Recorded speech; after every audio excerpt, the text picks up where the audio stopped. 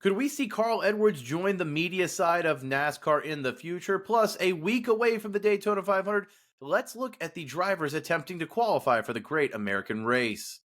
Welcome back to the Breaking Bob channel. Hope y'all are doing well. It is Super Bowl Sunday. You know what that means? We're 1 week away from the Daytona 500. Speed Weeks is here. Stay tuned for all the coverage this week here at Breaking Bob. Make sure you're subscribed to the channel so you don't miss a thing this week. But a loaded Sunday episode. If you missed it last night, Kyle Larson, once again, stays in his winning ways as 2025 continues for him. He's won in Australia. He won the Chili Bowl. And now Kyle Larson won the big Gator down in Florida. It's an incredible trophy, but Larson pulled off the victory at Volusia Speedway down in Florida as part of the World of Outlaws weekend events there. And not only does Larson continue his winning ways, but he leaves Volusia as the points leader overall in the World of Outlaws, which he turns his eyes next weekend to Daytona. Could Kyle Larson finally get the monkey off of his back, not only win at a drafting style track, but the Great American Race in the Daytona 500? One of the final things that Young Money has not crossed off on his long list of resume wins, but Kyle Larson looks to finally do it this weekend at the Daytona 500. And while Kyle Larson already has a Hall of Fame-like resume, he'll have to wait a few years for that. Meanwhile, this weekend, NASCAR inducted its 2025 members of the Hall of Fame class, including Cousin Carl, Carl Edwards, Ricky Rudd, and Ralph Moody all going into the Hall. And with that, there is media availability leading up to the week. So we got to listen to Carl Edwards finally talk a little bit. No, he didn't tell us why he left the sport, but he opened the door to a possibility that we could see him not only back at the track in 2025, but potentially on our TV screens in the future. Jennifer of the Associated Press talked to Edwards about his career, his life, his plans. And in that, it came up that, like I said, he plans to be at the track more in 2025, but he's also interested in TV work. Now, Fryer said that coincidentally, Amazon has not announced its full booth yet. She did later backtrack and say, well, booth is a little bit different. She wouldn't know what his role would be, but Amazon wants Carl Edwards. Now, like I said, Amazon's booth was already announced. You've got Adam Alexander, who will be the lead play-by-play for Amazon's 5 races, alongside Dale Jr. and Steve Letarte in the booth. Now, Adam Alexander and Letarte both work for different companies. Alexander with the CW full-time for Xfinity, and Letarte with NBC, and I believe he might even be with TNT. Got to double-check that, but regardless, he will be with NBC full-time for 2025, as well as Amazon. Plus, you have Corey LaJoie as a pre- and post-race analyst, so there's not a lot of room right there. But if Carl Edwards wants to be a part of your broadcast team, you make room for him, whether it's a fourth man in the booth or you find ways to get him at the track. Like he said, he already wants to be there. Get him involved with your Amazon broadcast. Carl Edwards is a rare case where fans, both mainstream and diehard, recognize him.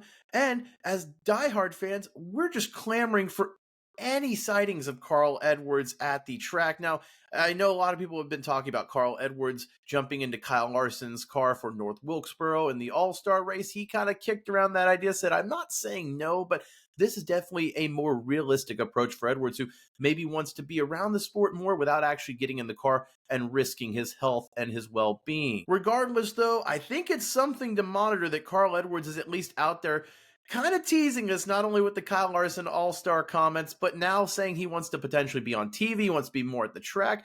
Let me know your thoughts down below. Cousin Carl Edwards could be somewhat returning into the NASCAR sport, at least dipping his toe in, showing his face at the tracks. Moving on, it was unveiled this weekend that Jimmie Johnson's ride for the Daytona 500, designed by Shaquille O'Neal of basketball fame and Papa John's fame. Papa John's owner Shaquille O'Neal designed Jimmie Johnson's Carvana 84 Toyota for the Great American Race. Now, it's an ode to Shaq's Orlando Magic days, and if you're a 90s basketball fan, seeing those pinstripes has got to feel good. I'm a proponent of the pinstripes from that 90s era, whether it was the Bulls, the Pacers, the Magic. I think it's a clean look, and it looks pretty dang good on a race car, I might add, as well. You've seen Jimmie Johnson and Shaquille O'Neal poking fun back at each other, back and forth on Twitter, social media, as they launched this campaign, this partnership in the Daytona 500 with Shaq's paint scheme on the 84. Now, Shaq has involvement in the Daytona 500 as well as car owner LeBron James.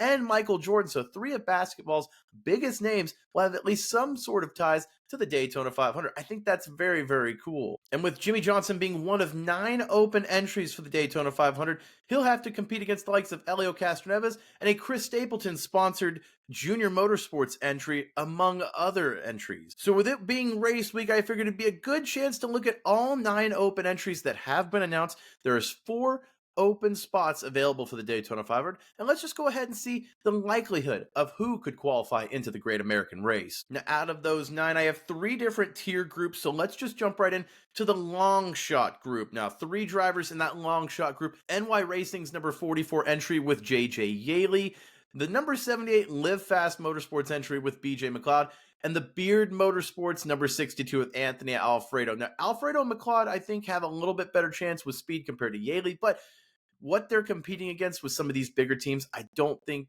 they will have the speed to qualify in on Wednesday night at least. But regardless, Live Fast Motorsports, Beard Motorsports, you see them at these drafting style tracks yearly.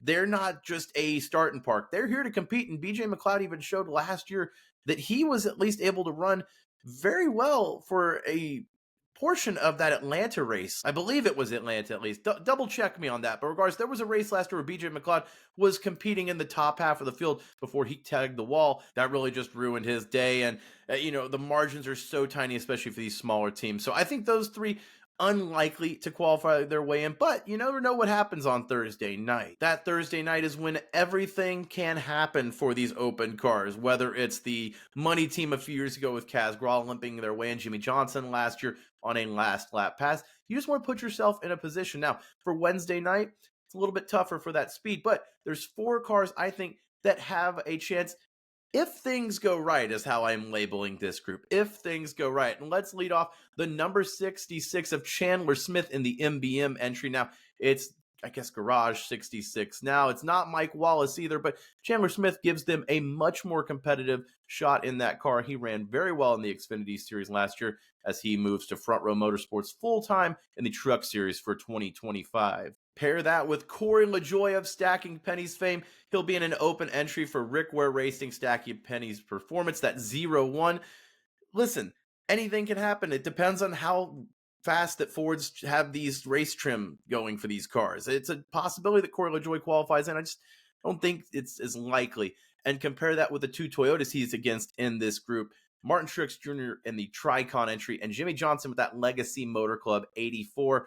I don't think Toyota is going to have the qualifying speed, but they can race their way in on Thursday night. But regardless, this is one of those, again, if things go right categories. So never count out MTJ or Jimmie Johnson, 2 NASCAR Hall of Famers. And finally, 2 cars left, the favorites of the group. These are backed by mega teams. You've got Trackhouse Racing with Helio Castroneves in the number 91 Project 91 entry, and Justin Allgaier in the number 40. It's a Junior Motorsports entry with Chris Stapleton sponsoring it, but the engine is provided by Hendrick Motorsports, who has won 8 of the last 10 polls, 9 of the last 10 Hendrick engines prepared, if you count Ricky Stenhouse and JTD, I guess, Hayek Motorsports now.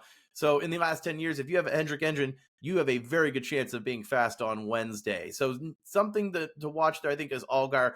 One of the, I think, not locks necessarily, but it would be very shocking to not see him qualify on Wednesday. And going back to Helio Castroneves in that 91, I put him in the favorites because he's guaranteed to be in this race. NASCAR and Trackhouse have agreed to give him that famous driver provisional. I don't know what the actual rule is, but Helio Castroneves will qualify in regardless. But if he qualifies his way in on speed or races his way in on the duels on Thursday, Castroneves will be a part of that 40-car field.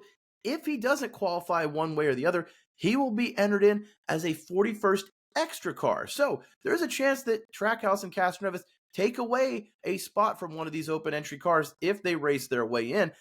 Personally, I don't want to see that. I kind of want to see them just kind of tag along at the back and just take that provisional, let somebody else get in. I would love to see 41 cars in. I think there's room for it, and there's no need to cap the field when there's so many more cars out there. But regardless, that is something to watch. It's a storyline to watch this week as the field gets set for the Great American Race. Again, let me know your thoughts down below about the open entries for the 500. You've got Shaq and Jimmie Johnson's partnership. Kyle Larson winning at Volusia, and Carl Edwards. Could he be back in our hearts, back on TV in the NASCAR world? Let me know your thoughts down below. Like this video and subscribe to Breaking Bob. It helps me out a ton. Speed Weeks is here, folks. I'll see you for all the action every night of the week. Stay tuned for more. Thank you for watching.